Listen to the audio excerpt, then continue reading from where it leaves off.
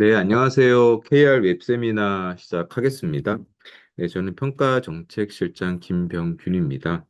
오늘 저희가 좀 말씀드리고자 하는 주제는 평소 저희가 좀 다뤘던 주제하고는 조금 색다른 주제, 스테이블 코인에 대해서 이렇게 좀 공유를 하고자 하고요. 그래서 좀 말씀 주실 저희 신용평가본부의 정문영 전문위원님하고 안태영 책임연구원님이 지금 나와 계십니다. 안녕하세요. 안녕하세요. 금융일실 정문영입니다. 금융일실 안태영 책임연구원입니다. 네, 저희가 스테이블 코인 금융시장을 변화시킬 새로운 변수인가라는 제목으로 이슈 리포트를 공시한 지도 3주가 넘었기 때문에 오늘은 그 리포트의 내용을 다시 한번 말씀드리는 것에 국한되기보다는 이제 그동안 들어왔던 사전 질의 내용을 충분히 녹여서 이제 궁금하실 만한 것들만 쏙쏙 뽑아서 이제 발표를 구성을 했고요. 또 그 다음에 사전 질의나 현장 질의도 충실히 다루도록 그렇게 해보겠습니다. 순서를 보시면요. 먼저 스테이블 코인이 무엇인가 대략은 다 아시지만 그중에서 이제 전체 시장 상황을 이해하는 데 도움이 될 만한 것만 뽑아서 이제 슬라이드로 정리를 해봤고요. 그 다음에 스테이블 코인이 미국의 패권 영향력에 어떤 영향을 미치고 있는가를 한번 짚어보고 굉장히 중요한 주제이기 때문에 그러한 상황 속에서 미국이나 유럽의 은행 내지는 금융기관들의 간의 역학에 어떤 영향을 미치는지를 한번 본 다음에 가장 궁금해하시는 원화 스테이블 코인 현황이나 한국 금융기관에 미칠 영향을 안태영 책임이 정리를 해드리겠습니다. 네, 스테이블 코인은 블록체인에서 구현되는 토큰화 화폐입니다. 그런데 이게 뭐 기존 코인, 암호화폐 뭐 여러 가지 말들이 뒤섞이다 보니까 이제 약간 헷갈리실 수 있는데 디지털 코인, 토큰이라는 말은 개념적인 용어입니다. 이제 뒤에 나올 법률적인 분류하고는 조금 차이가 있는데요. 토큰이라고 하는 거는 별로 어려운 말이 아니고 가치, 접근권, 소유권을 나타내는 사물 상징 전체입니다. 가장 쉬운 예로는 이제 좀 나이 드신 분들 알 텐데 90년대에 버스 토큰이 있었죠. 조그마한 동전 같은 거 하나인데 이제 버스 한번 탈 수 있는 권리를 상징하는 그런 것들이 원래부터 이제 토큰은 많이 쓰이던 건데 이게 분산 원장 내지는 블록체인에서 관리가 되고 거래가 되고 이제 거래 내역이 다 공개가 되고 스마트 컨트랙트로 작동 방식이 결정되고 24시간 365일 전 세계적으로 개인 간의 전송이 가능하고 이러면 이제 디지털 토큰이 되는 겁니다. 그 중에서 대부분 이제 비트코인이나 이더리움 같은 애는 특별한 주체가 없이 탈중앙화로 운영되기도 하고요. 또 필요하면 무한히 많은 단위로 분할하는 것도 가능합니다. 이런 것이 기존의 금융 상품과 대비되는 매력이기 때문에 지금 빠른 속도로 이제 스테이블 코인 시장이 커지고 있는데요. 이게 정확하게 이렇게 뭐 신고를 하고 이런 것들이 아니다 보니까 집계 기관에 따라서 어떻게 집계되는가에 큰 차이가 있긴 한데 이제 IMF에서 추산한 바에 따르면 2024년 전 세계 스테이블 코인 거래 총액은 3.5조 달러 정도 된다고 하고요. 이제 아크인베스트에서는 자기네 추산 방식에 의해서 스테이블 코인 거래량이 이미 비자, 마스터카드, 아메리칸 익스프레스 각각의 을 경유하는 거래 규모보다 더 크다. 이렇게 주장을 하고 있는 상황입니다. 네. 그런데 이제 법률적인 게 중요하잖아요. 이거 물어보신 분도 있었는데 이제 클래리티 액트가 지금 달러 스테이블 코인의 유통에 관한 법률로 이제 지니어스 액트와 더불어서 암호화폐 그 법 규제의 또 하나의 축을 이루어야 되는데 지금 안만 올라가 있고 뒤에서 설명드릴 여러 가지 논란 때문에 이제 통과는 안 됐지만 거기에 중요한 디지털 뭐 암호화폐 이런 것들의 분류 체계를 법에서 어떻게 규정하는가는 감독이랑 연결이 되니까 굉장히 중요하잖아요. 그리고 이제 개념적인 거랑 차이가 있을 수 있는데 기본적인 개념은 이더리움이나 비트코인처럼 실제로 작동하는 네트워크에서 오픈 소스 코드로 투명한 규칙에 의해서 특별한 사람의 통제를 안 받고 거래되는 거는 구리나 석유나 뭐 아니면 옥수수하고 차이가 없다. 이거는 커모디티야. 그러니까 CFTC에서 커모디티 수준의 가벼운 규제를 하겠다. 그리고 스테이블 코인은 암호화폐 시장에서 현찰처럼 쓰이고 안정성이 중요하니까 아예 별개로 감독기관 설립해서 감독을 하게 하겠다.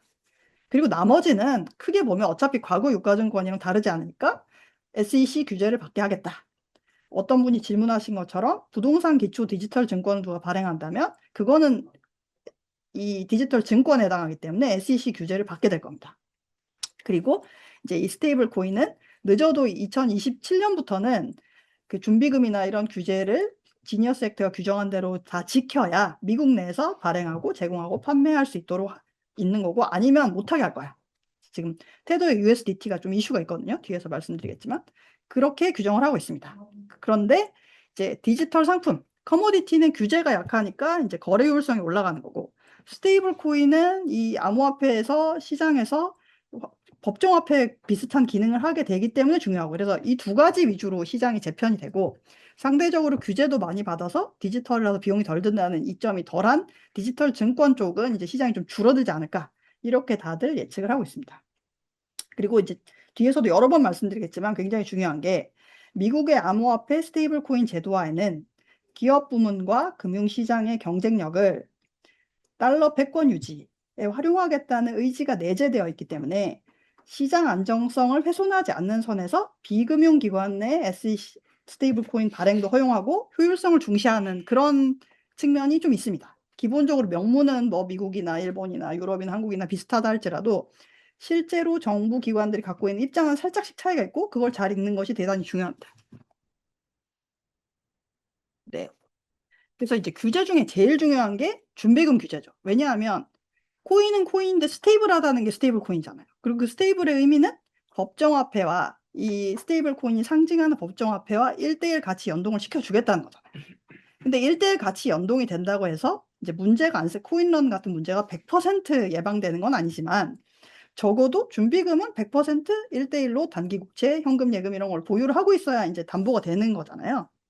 근데 지금 현재 이제 서클이 발행하는 USDC는 이미 규제를 다 충족을 하고 있고요. 그래서 거래 규모 측면에서는 이미 서클이 1위를 달리고 있고, 테더는 이제 보유액, 이제 그 신흥국에서 규제와 인플레이션 피할 수 있는 가치 저장 수단 이런 걸로는 되게 각광을 받고 있는데, 준비금 구성을 보면 귀금속도 있고 비트코인도 있고 이제 규제를 이제 충족 못 하고 있거든요. 그래서 사실 테더 같은 경우에는 USAT라고 규제 충족하는 그 스테이블 코인을 따로 하나 출시를 했는데, 듀얼로 시장을 분할해서 미국에서는 USAT만 유통을 시킬 건지, 발행 유통을 시킬 건지, 아니면 USDT도 규제를 준수할 수 있도록 준비금 구성을 이제 바꿀 건지, 그것도 하나의 중요한 관전 포인트입니다, 이 시장에서. 근데 이제 상대적으로 원화 같은 비준비 통화의 경우에는 코인런 문제가 굉장히 크리티컬한데, 미국에서는 아까도 말씀드렸듯이 관심사가 그 이제 달러의 패권 이쪽에 조금 더 가 있다 보니까, 지니어스 액트는 준비금 구성 자체가 1대1 패깅을 위협하지 않도록 규정하는 것 정도로 잘 만들어 놓으면, 세세하게 뭐 이렇게 이게 갑자기 코인런이 일어나서 뭐 T빌 시장이 교란되지 않을까 이런 것에 대한 고민은 실제로 좀 덜 하고 있는 것으로 판단이 됩니다. 네. 미국 정부가 스테이블 코인으로 얻는 이익, 내지는 미국 경제가 스테이블 코인으로 얻는 이익은 직접적인 게 있고 간접적인 게 있는데, 직접적인 거는 미국 정부의 큰 골칫거리, 어마어마하게 증가하고 있는 국채 이자 비용 문제를 어느 정도라도 통제할 수 있는 수단을 스테이블 코인이 제공하고 있다는 데서 발생합니다. 실제로 전쟁 상황인데도 불구하고 T빌 수요는 스테이블 코인에 힘입어서 안정적으로 계속 늘어나고 있어요. 근데 지금 미국 정부가 좀 깝깝한 게 많잖아요. 물가랑 시장금리 엄청 높은 상황이고, 세계 최고 선진국이라고 하면서도 기준금리도 뭐 선거도 있고 기타 등등 마음대로 인하할 수가 없어요. 처음에 장담했던 것처럼. 그런데 스테이블 코인이 만기 93일 이하의 이제 그 단기 국채 수요를 확실하게 받쳐주고 있기 때문에, 보통은 거기 연동해서 6개월, 1년 만기 그 국채, T빌도 다 거의 기준금리 수준에서 발행이 가능하거든요.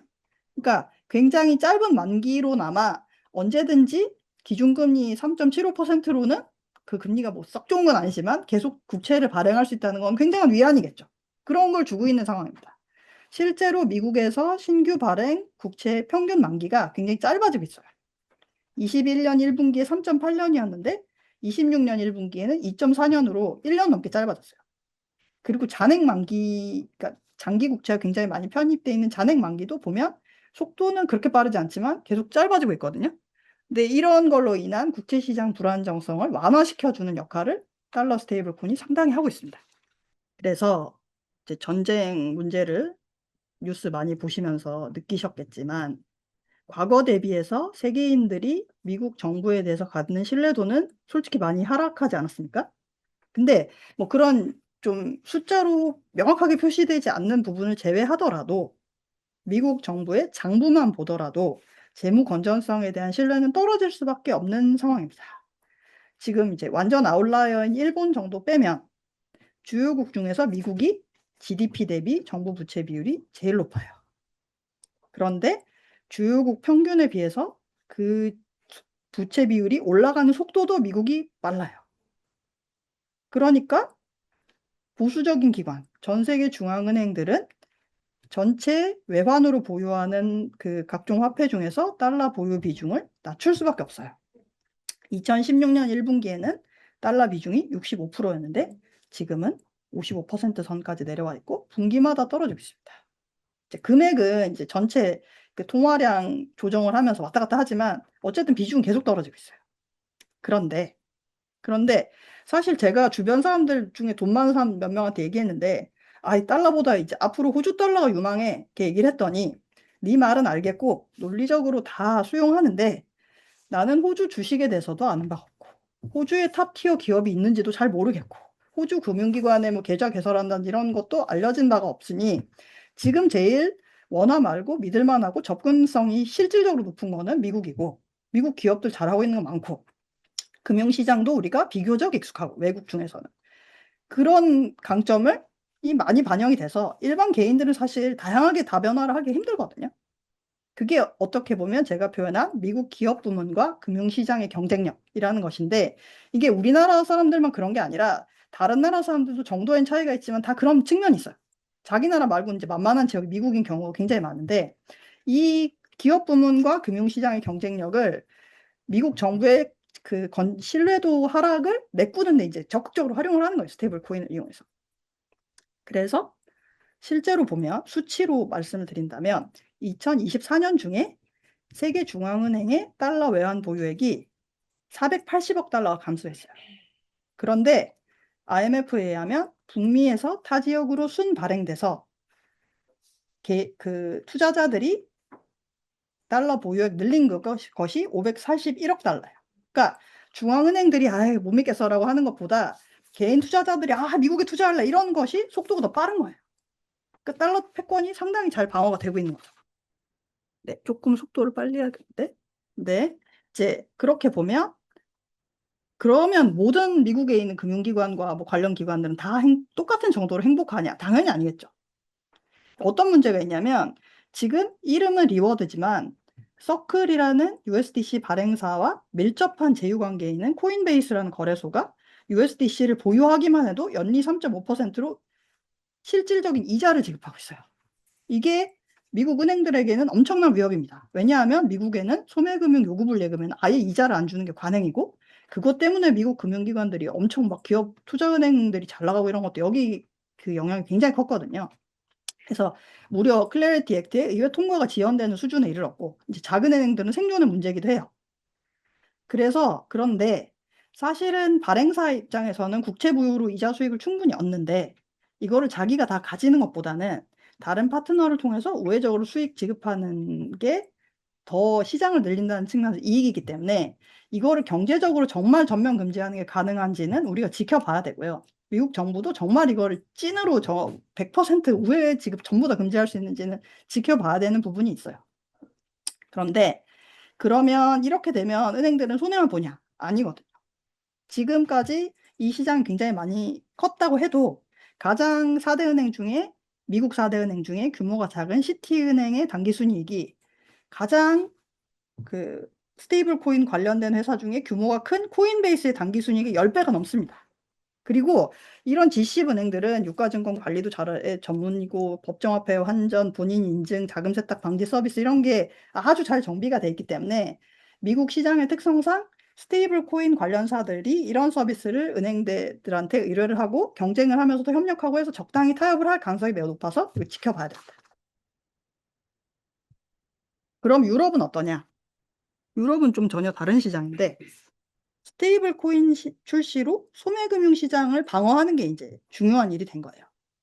가장 주목할 만한 게 키발리스라고 하는 콘소시움인데 12개의 은행들, 규모는 다양한데 그중에 6개 제가 큰 데만 이제 장표에다 붙였는데 이들의 공통점이 소매금융을 많이 하는 회사들인데 유럽의 소매금융은 저수익 사업이어서 안정성은 있지만 미국처럼 수익성도 못 내고 뭐 국경을 넘어가면 규제도 다르고 이런 여러 가지 문제가 있었는데 지금 이 스테이블 코인이라는 게 들어왔고 블록체인 기술이 상용화됐으니까 이제 개인 투자자마저도 다 달러 세상으로 넘어가기 전에 이 유럽이라고 하는 유로존이라고 하는 전체 자산의 30% 이상을 은행에서 이제 운용을 하고 있는 사람들이 거주하는 이 지역에서 소매금융이라도 좀 지켜보자.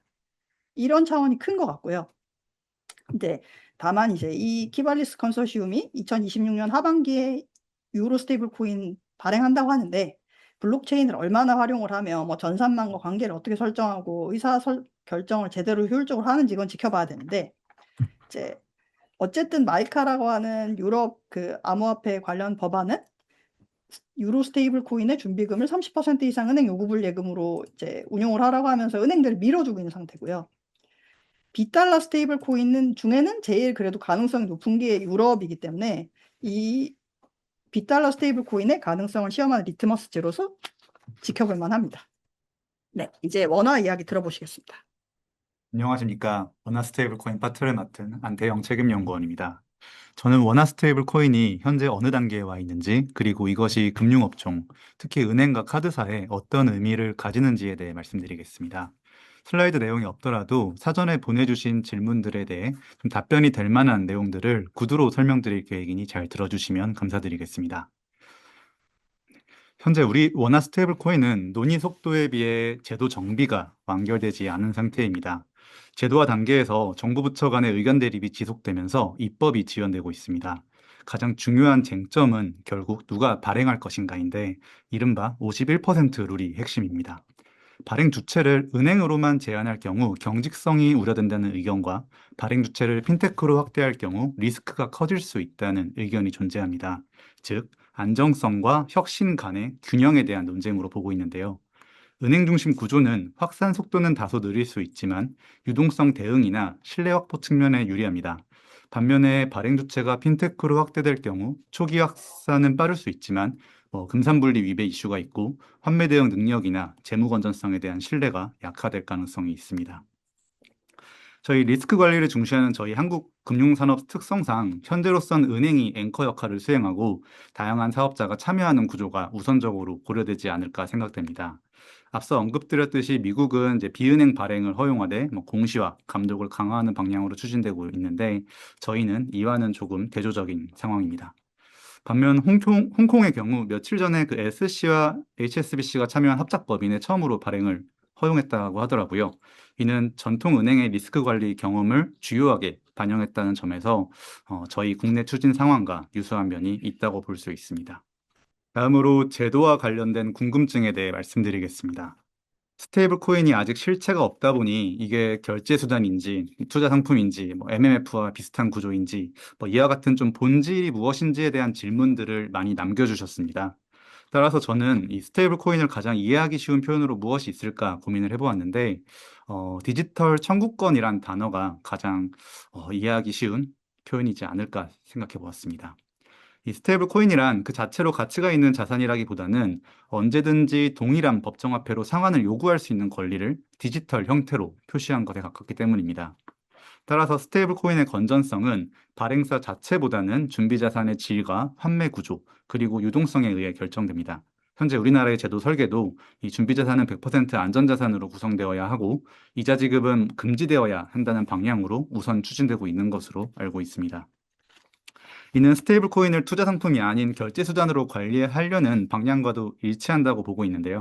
그 준비 자산을 운용한다는 점에서는 MMF와 유사한 면도 있지만 투자자에게 수익을 배분하지 않는다는 점에서는 큰 차이가 있습니다.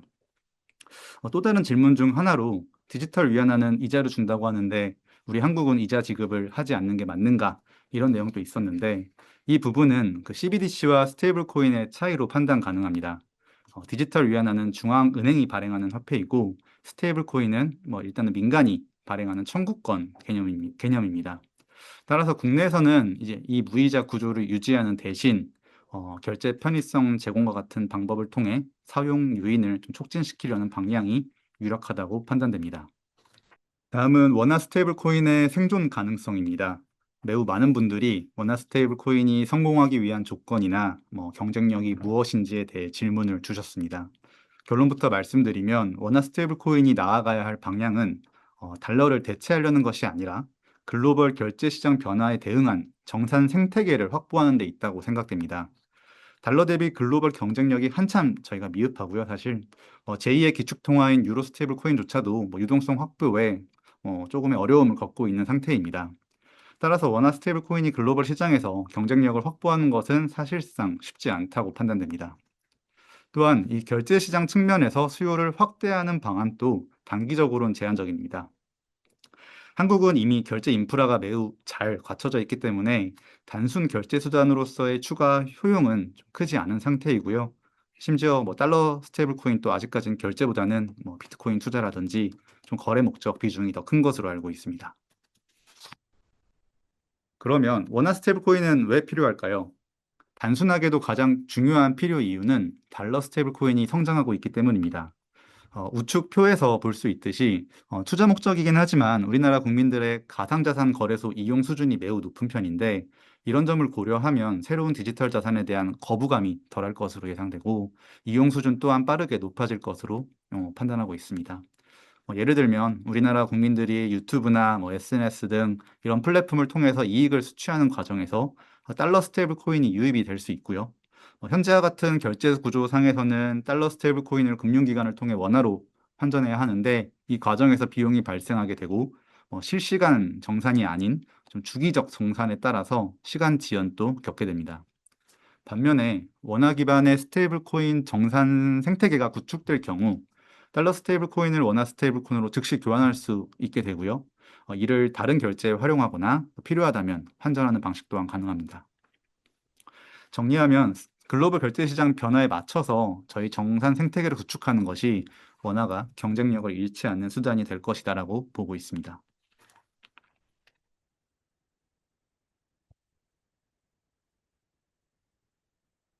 이제는 금융기관에 대한 영향으로 넘어가겠습니다. 51% 룰이 적용된다는 가정하에 은행은 발행 역할을, 카드사는 지갑 역할을 담당하게 될 가능성이 높습니다. 일단 발행은 신뢰가 중요한 영역이기 때문에 자본력이나 리스크 관리 체계를 갖춘 은행이 비교 우위를 가지고 있다고 판단됩니다. 반면 카드사는 결제 인프라를 가지고 있기 때문에 유통 역할을 담당하는 데 비교 우위가 있습니다. 실제로 여신금융협회는 TF를 통해서 결제 인프라 구축이라든지 정산 모델 설계 같은 것을 적극적으로 준비하고 있는 것으로 알고 있습니다. 은행의 경우 그 발행과 운영 과정에 참여하면서 우리나라 금융 시스템 측면에서 차지하는 중요도가 더욱 높아질 전망입니다. 또한 준비자산 운용이나 스탁 서비스 제공 등을 통해서 신규 수익 또한 창출 가능합니다. 다만 이런 기회와 함께 고려해야 될 과제 또한 상당해질 전망인데요. 대표적으로는 코인런 리스크가 있습니다. 앞서 언급드렸듯이 준비 자산을 안전 자산으로 100% 구성하더라도 이 환매에 대한 신뢰가 흔들리는 순간 대규모 인출이 발생할 수 있다는 점에서 이 코인런 리스크는 완전히 제거하기는 어렵습니다. 대표적인 예시로 2023년에 있었던 실리콘밸리 은행 파산 사태가 있는데요. USDC의 발행사인 서클이 실리콘밸리 은행의 자금을 예치했다는 사실이 알려지자 이 1달러와의 패깅이 깨지면서 가상자산 업계에 큰 혼란을 불러일으켰습니다.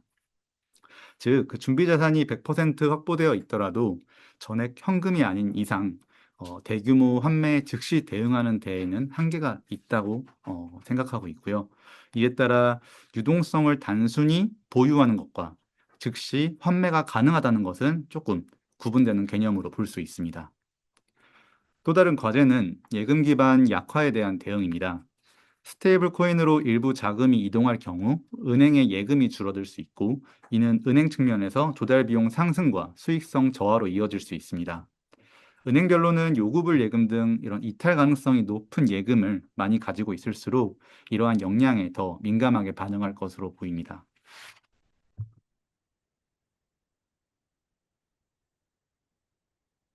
카드사의 경우 단기적인 영향은 제한적입니다. 신용카드는 후불 결제 기능을 가지고 있기 때문에 스테이블 코인이 신용카드의 장점을 완전히 대체하기는 어렵습니다. 다만 중장기적으로는 수익 구조 변화가 불가피한데요. 현재 카드 업계는 가맹점 수수료율 하락과 금리 상승 등에 따른 조달 비용 부담이 지속되고 있어서 새로운 수익 모델 확보가 절실한 과제로 부상하고 있습니다. 따라서 보내주신 질문 중에 스테이블 코인과 관련된 실제 사업 모델이 어디까지 맞는지 이런 내용이 있었는데, 사실 아직은 수익 모델이 확립된 단계라기보다는 POC라고 하죠. 개념 검증 중심의 실험 단계에 머물고 있습니다. 법제화가 아직 안 됐기 때문에 사실 진도를 나가지 못하고 있는 거죠. 현재 검증이 진행 중인 예시로는 스테이블 코인 기반의 체크카드, 스테이블 코인과 신용카드를 결합한 하이브리드 결제 구조, 그리고 스테이블 코인과 현금과의 교환을 뜻하는 온오프램프 서비스, 이런 것들에 대해서 검증이 진행되고 있습니다. 또한 여신금융협회 TF에서는 소액 건의 결제 효율화가 가능한지, 크로스보더 결제가 적용 가능한지 이런 것들을 검증하는 것으로 파악하고 있습니다. 종합하면 저희 원화 스테이블 코인은 기존 통화를 대체하려는 목적이라기보다는 디지털 환경에서의 정산 생태계 변화에 대응하기 위한 수단으로 이해하는 것이 적절합니다. 인프라 구축이나 유통망 점검 등 좀 아직 거쳐야 될 과제가 많기 때문에 사실상 올해 안에 활성화되기는 어려울 것으로 예상하고 있는데요. 그럼에도 불구하고 일단 법제화가 완료된다면 원화 스테이블 코인은 급물살을 탈 수 있기 때문에 저희 모두 빠른 법제화가 이뤄지기를 기대하면 좋겠습니다. 이상 원화 스테이블 코인 파트에 대한 설명을 마치겠습니다. 네. 지금부터 Q&A 시간을 가질 건데요. 질문이 있으신 분은 하단에 Q&A 창에 내용을 입력을 해주시면 저희가 사전 질의 몇 가지를 이제 발표 내용과 약간 거리가 있는 것들은 따로 준비를 했는데 그걸 다룬 다음에 이제 좀 시의성 있는 질문을 위주로 추가로 현장 질의를 다루도록 하겠습니다. 첫 번째 사전 질의는 따끈따끈한 지난 3월에 나왔던 소식들과 관련이 있는데요. 이것과 연계한 직접적으로 이 두 가지 사건에 대해 내용을 알고 싶어 하시는 분들도 있었고, 이것과 연계해서 암호화폐가 신용평가 가능하냐 이런 말씀도 주셨는데, 이제 이걸 보시면 이제 직접적인 답변은 아니지만 좀 이해하실 수 있는 부분이 많이 있으시리라고 생각합니다. 두 가지 사건 다 암호화폐의 제도권 시장 편입이 본격화되는 징후로서 이 기존의 블랙록이나 JP모건에서 암호화폐 기반 ETF를 출시하는 것과 그런 측면에서는 이제 궤를 같이 하는 내용입니다. 페니메이라고 미국 연방 주택담보대출협회, 그러니까 Government Sponsored Entity인데 여기에서 이제 암호화폐 담보 모기지를 MBS 기초자산으로 인정을 해서 매입을 해주겠다 이렇게 결정이 됐습니다.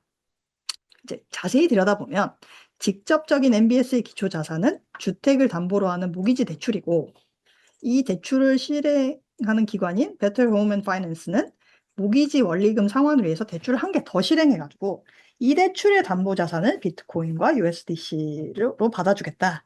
이런 개념이긴 한데 이제 크게 보면 MBS 암호화폐 담보 모기지라고도 볼 수는 있는 거죠. 다만 이제 암호화폐 스테이블 코인 가액의 60%까지만 대출을 실행하고 암호화폐 가격 등락에 따라서 주택 가격이 출렁출렁하면 이제 시장 위험 리스크가 너무 커지니까 암호화폐 가격이 등락을 해도 추가 담보 제공 의무는 없고 대출자는 모기지 원리금 상환이 기존 다른 모기지처럼 60일 이상 연체될 경우에만 담보를 실행하겠다. 이렇게 얘기를 하고 있습니다. 페니메이는 정부 지원기관이기 때문에 신용도 영향이 없는데 글로벌 레이팅상 다만 이런 해당 대출이 규모가 커지면 주택 가격 급락이 거꾸로 암호화폐 가격 급락으로 이어질 가능성은 내재되어 있기 때문에 좀 지켜볼 만한 내용이고요. 또 하나의 사건은 이것 때문에 이제 신용 등 얘기가 나온 것 같은데 뉴햄프셔 주가 미국의 조그마한 주인데 이제 다른 텍사스, 아리조나 이런 데처럼 암호화폐를 아예 주법으로 주정부 준비자산으로 인정을 하고 있어요. 그런데 이 산하기관인 기업금융청에서 비트코인 담보채권을 발행을 하고 이 담보채권은 100% 담보로 제공된 비트코인만으로 원리금 상환을 하고 채권자인 뉴햄프셔 주의 채무 상환 의무는 없다. 이런 식으로 조건으로 채권 발행을 계획을 하고 있어서 일단은 이렇게 발행을 하게 되면 신용도가 어떻게 되는지 무디스에서 아직 발행은 안 됐지만 신용 등급을 받았어요. BA2. 우리식으로 말하면 WB 제로입니다. 그래서 발행 시에는 비트코인 발행액에, 그러니까 채권 발행액의 160%에 해당하는 비트코인을 담보로 제공을 하고 이 평가액이 채권 원금의 140% 이하가 되면 조기 상환이 실행되는 구조입니다.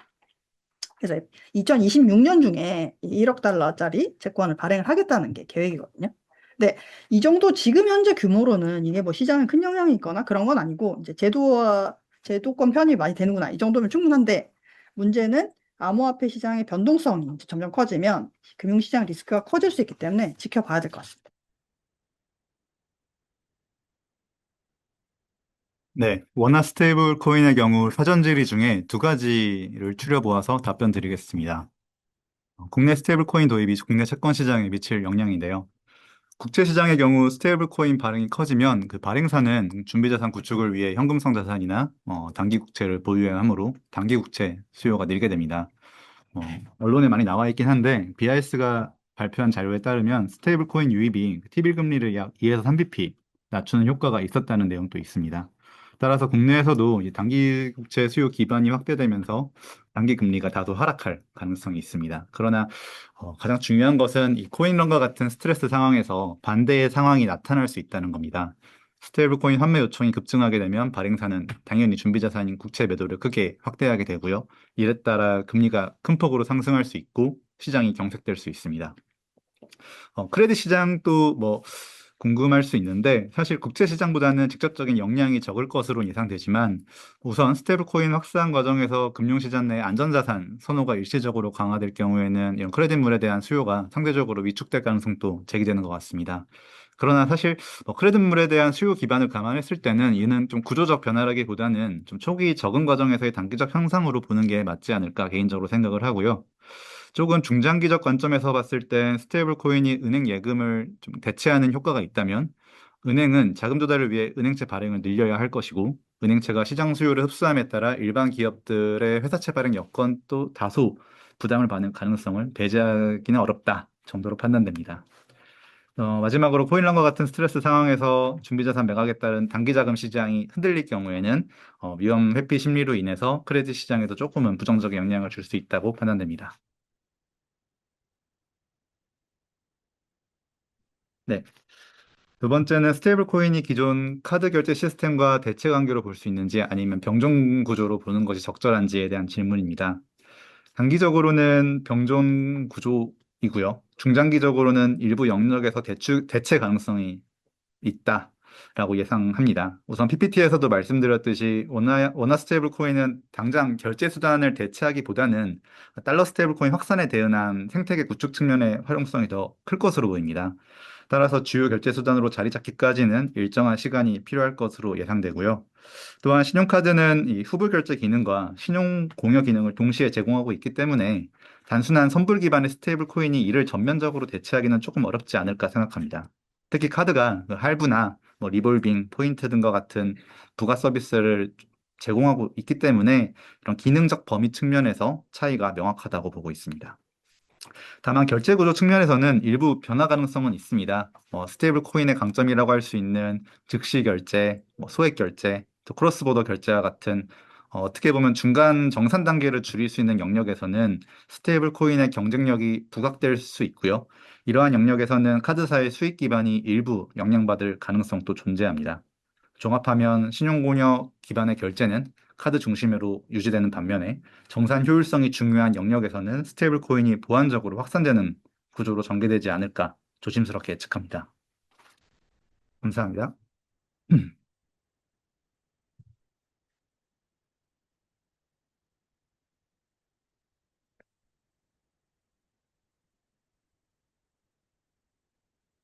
현장 질의가 있는데요. 한국은행 총재 변동 이후 원화 스테이블 코인에 대한 한국은행 입장 변화는 없는가요? 네, 아주 따끈따끈한 주제입니다. 저도 사실 요새 언론 기사를 많이 보고 있는데요. 근데 좀 개인적으로 조심스러운 내용이긴 하지만 일단 그 과거 스테이블 코인에 좀 꽤나 부정적인 입장을 보여왔던 것으로 알고 있는데 최근에는 그 우려와 달리 그 스테이블 코인 도입에 대해 좀 열린 관점을 가지겠다라는 입장을 밝힌 것으로 알고 있습니다. 그럼에도 불구하고 이 스테이블 코인은 CBDC나 토큰, 예금 토큰 중심 구조 내에서 보완적인 역량을 해야 된다는 입장은 여전히 가지고 있는 것으로 파악을 하고 있습니다. 기술 혁신 필요성 또한 일정 부분 인정하지만 민간 중심의 그런 무제한적인 그런 확산에 대해서는 당연히 경계감을 갖고 있는 상태고요. 뭐 이런 걸 종합해 봤을 때는 기존 한국은행이 가지고 있었던 민간 중심의 은행 중심의 컨소시엄 모델과 유사한 면이 더 많지 않을까 생각하고 있습니다. 뭐 또한 이자 지급 금지라든지 금융 안정 리스크 등을 동시에 강조하면서 기존과 동일한 조금 관리 및 통제 강화 중심으로 정책 기조를 계속 가져가지 않을까 판단됩니다. 이상입니다. 네, 지금까지 두 분께서 스테이블 코인에 대한 이제 우리가 궁금해할 만한 것들 이렇게 말씀을 잘 주셨고 사실 사전 질의들을 굉장히 많이 주셨습니다. 그래서 사전 질의 주신 것들까지 담아서 말씀을 주시고 마지막에는 그 사전 질의 사항 중에 좀 공유했으면 좋겠는 것들로 이렇게 마무리를 해 주셨고요. 워낙 이렇게 많은 것들을 클리어해 주셨기 때문에 이제 추가적인 질의가 이제 많지는 않으신 것 같아요. 그래서 오늘은 저희가 예정했던 시간보다 조금 빠르게 이렇게 마무리를 지어도 되지 않을까 싶은데 우리 두 분 혹시 마지막으로 다 이 얘기는 꼭 해야 되겠다 뭐 그런 얘기가 남아 있으실까요? 하실 시간은 있네요. 뭐 이제 스테이블 코인이라고 하는 것이 기술적으로는 어떤 나라에나 이제 동일한 것일 수 있는데 실질적으로 보면 그 경제 생태계가 어떤 것을 필요로 하고 어떤 상황에 처해 있고 뭐 후발주자냐 선발주자냐 준비통화 보유국이냐 미보유국이냐 이런 것에 따라서 법령은 동일하게 규정이 돼 있다 하더라도 이제 약킥이 다 다른 것 같고요. 실제로 좀 많은 차이가 있는 상황에서 진행이 될 것 같습니다. 저도 많은 사전 질문을 보내주신 것을 보고 저희가 이제 이런 어떻게 보면 새로운 디지털 자산인 스테이블 코인에 대해 관심도가 상당히 많구나.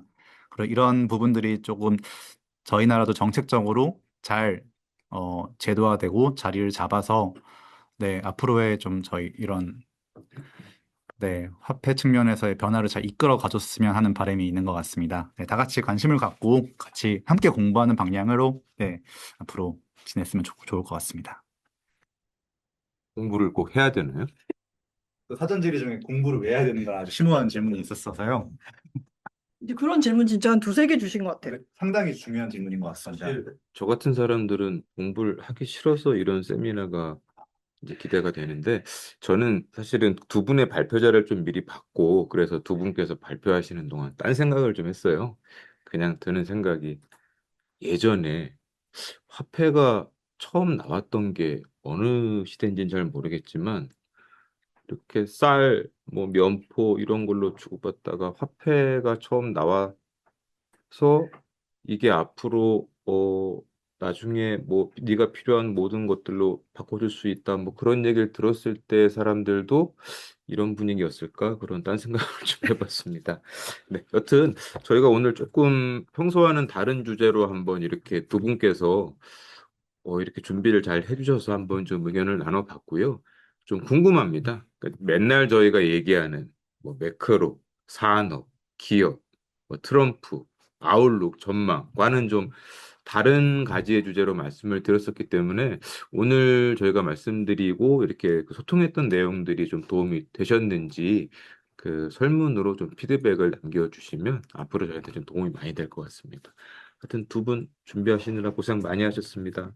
네, 여기서 인사드리고 같이 마치겠습니다. 네, 경청해 주셔서 고맙습니다. 네, 감사합니다. 감사합니다.